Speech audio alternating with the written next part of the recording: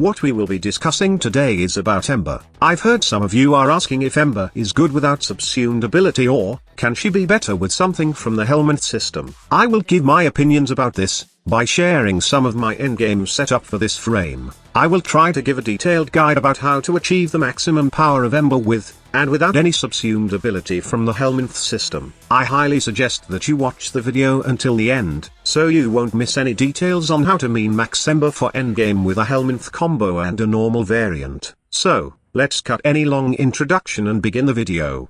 I know you have personal favorites when it comes to what is the best Helminth ability to inject on Ember, but honestly, I think it would be much better to have something that will increase her power, without sacrificing her identity. If you take a look at Ember's kit, you will find out that she is more of a caster frame. She needs to get busy and cast almost all of her abilities to both survive and kill enemies. Well, her kit clearly explains it all. For Ember to survive, she needs her immolation to reduce incoming damage, and how much heat you accumulate decides how much damage reduction you will get from the ability. Using Inferno and Fireball will increase the heat gauge and cap your damage reduction to 90%, but you don't want to maintain a full immolation gauge since the energy drain will get crazy. Most likely you will need to cast Fire Blast to disperse heat, and at the same time, this will strip armor, and it does a full armor strip when your immolation gauge is full. With these things in mind, you will have to cast Inferno or Fireball every time to increase heat, and then cast Fire Blast to disperse heat. You could put Roar on Ember, or anything that could provide survivability like Pillage or even Muzzle Flash Shooting Gallery, but my recommendation would be Firewalker. Actually, there are two at first. I was trying a Thermal Sunder Ember, and a Firewalker variant. The Helminth version of Thermal Sunder at release was kind of mind-blowing since it can freeze enemies. It was a viable option, but it was only a bug and it's now fixed. I'm also having doubts about a Thermal Sunder Ember since the radius is too small. Even with a high range build, Firewalker is more suited to Ember because first, it provides fire damage which then helps Ember get more ability strength from her passive. As Firewalker does proc the increase ability strength of Ember's passive, giving you more power on your abilities, which is especially useful not only for damage but also healing when you decided to augment this frame with her healing flames. Also, the crowd control that Firewalker provides is very effective when used by Ember. It doesn't hinder her from being a caster frame, and with the amount of duration I have on my build, it still can perform well in both crowd control and ability strength buffing. This is the caster variation of a Firewalker Ember. The build mainly focuses on efficiency to help maintain and disperse the heat of your immolation gauge. With this mod setup, you will be able to freely spam Fire Blast and Inferno without worrying about energy. It becomes better if you happen to have Arcane Energize on this setup. Eventually, you don't need both Umbral Vitality and Umbral Intensify on your build, especially if you are using Ember in Steel Path Hard mode. You can constantly ignite enemies with the help of Firewalker and Inferno, which then gives you enough ability strength to cap the immolation gauge. Due to immolation's damage reduction range, it only needs a 90/85, or equal to plus 5.88% strength increase to reach max damage reduction. The passive alone, with one ignited enemy in affinity range, which is 50 meters, can reach this easily, and you can maintain this feature by simply running around while Firewalker is active, or casting Inferno.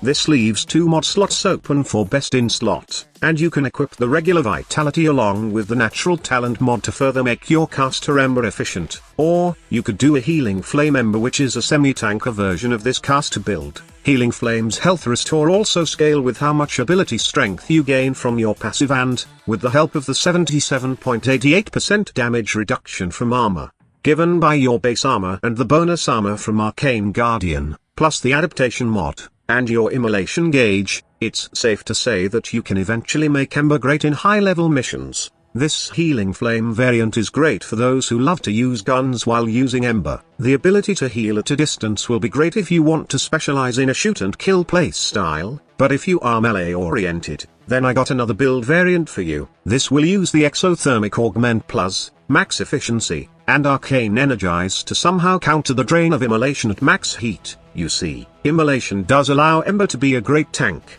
and do remember, damage reduction doesn't start on health, but actually on shields. Take note that shields now have 25% base damage reduction, and adaptation does work with shields. Also, remember that this is a caster build, and every time we cast an ability, we can regenerate shield with the help of brief respite. So initially, enemies would have to take down your shields and then bypass the shield gating invulnerability after shield drain, before they can even try to damage your tanky health with immolation and adaptation. To make things worse for the enemy, you can equip primed sure-footed to avoid being knocked down. Handspring is also a reliable option, but if you can get primed sure-footed from your daily login reward, then I advise you to do so. Lastly, we can equip a melee weapon which can heal our Ember. There are a variety of options, but I consider the Healing Return and Amalgam Deka healing setup the most reliable. For the Healing Return, all you need to do is use a hybrid melee which is perfect for a Healing Return setup.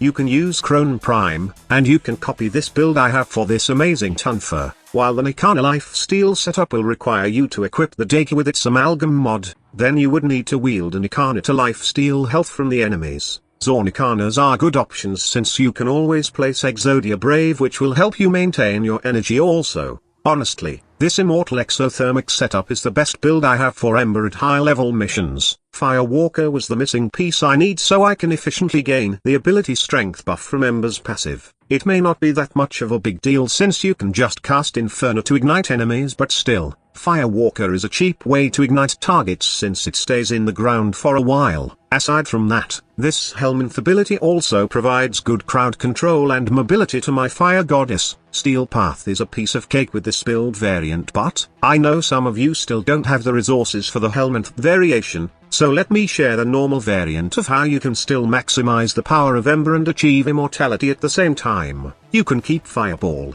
but you won't be needing this for the normal variant of this immortal build. You can also use the same Exothermic build I'm using, but you must rely on Inferno to ignite enemies before casting Immolation. Do remember that we don't have power strength in our build, so we really need the ability strength buff on our passive to get the 90% damage reduction from Immolation, and as well as the full armor strip at max heat gauge. You can also use the same Nikana Lifesteal or Healing Return setup, or you can switch to a Healing Flame setup. This just shows you that Helminth abilities are not required to make Ember great. It just makes her easy to use, and it won't matter if you have the Firewalker or the normal variant of Ember. As long as you got this mod set up, you'll be immortal and spamming those heat abilities without a problem. So that's all about it. I do hope that I have included all the necessary details in this video to provide you a good understanding of how to play Ember in endgame levels. If you have some suggestions or questions, then feel free to ask it in the comment box below. Thank you so much for watching, and see you in my next video. Squad Leader signing off. This is the future. Human error.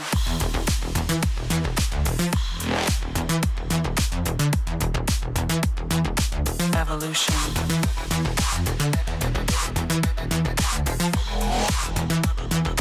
This is the future.